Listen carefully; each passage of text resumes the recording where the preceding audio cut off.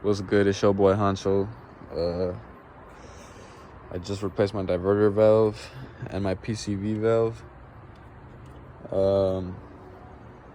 Literally yesterday when I got home, my coolant just started gushing out.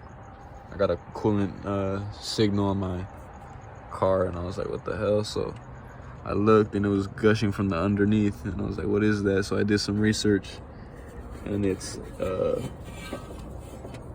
this right here, your coolant flange, and your heater hoses.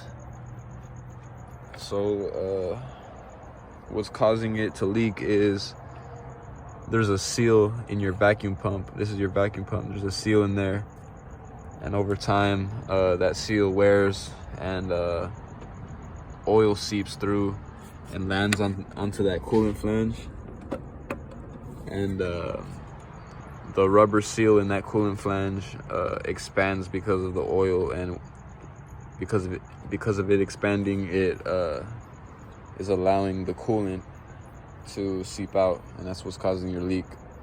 So there's a kit on ECS Tuning for about 150 bucks, 160 bucks,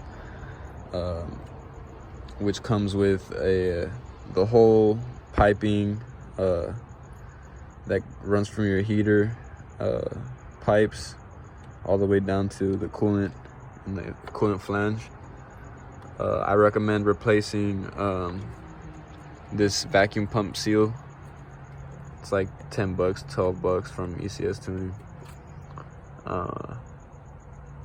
So total it should be around like 180 for this job, and I'm gonna be showing you guys how to do it yourself. So if you guys are having this problem, I'm gonna be showing you guys how to do it, or resolving it.